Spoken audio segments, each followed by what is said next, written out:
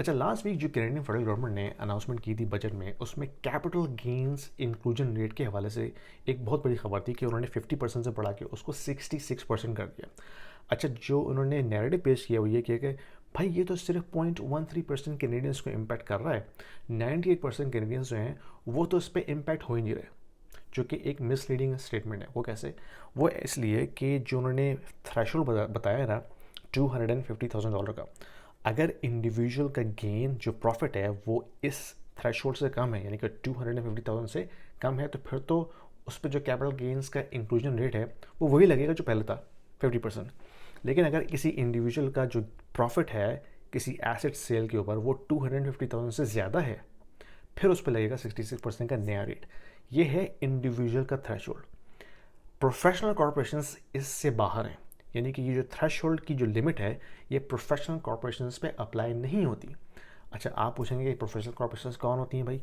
ये तमाम वो सोलोप्रेन्योर लोग जो कि एक स्मॉल मीडियम बिजनेस रन कर रहे हैं, ये सब उनमें शामिल होते हैं, जिसमें डॉक्टर्स हैं, जिसमें रियल्टर्स हैं, जिसमें इंश्योरेंस ब्रोकर्स हैं, जिसमें रिक्रिएशन के जो आर्ट्स के लोग हैं। जो कोई भी एक छोटा सा अपना स्मॉल मीडियम बिजनेस रन कर रहा है, दे आर इनकॉर्पोरेटेड। और जब आप कॉरपोरेशन रन करते हैं ना, तो वो एक सैलरीड एम्प्लॉय की तरह पेंशन RRSP के अंदर कंट्रीब्यूट नहीं करते। वो ये करते हैं कि वो जो सारी बिजनेस की अर्निंग है उसको रिटेन करते हैं बिजनेस के अंदर, कॉरपोरेशन के अंदर, ताकि वो री इन्वेस्ट हो बिजनेस में, और उसमें से थोड़ी सी सैलरी ड्रॉ करते हैं जो उनके पर्सनल फाइनेंसेस के लिए काफ़ी होती है। वो इसलिए करते हैं क्योंकि वो रिटायरमेंट प्लानिंग उसके तहत कर रहे होते हैं, यानी कि उनकी कोशिश होती है कि बिजनेस के अंदर री इन्वेस्टमेंट की जाए, ताकि एट सम पॉइंट बिजनेस इतना ग्रो कर जाए, उसकी इक्विटी इतनी ज़्यादा बढ़ जाए कि they can sell at some point and retire based upon that asset value. ये उनकी एक होप होती है रिटायरमेंट की। ख़ास तौर पर डॉक्टर्स इसमें काफ़ी ज़्यादा इम्पैक्ट हो रहे हैं।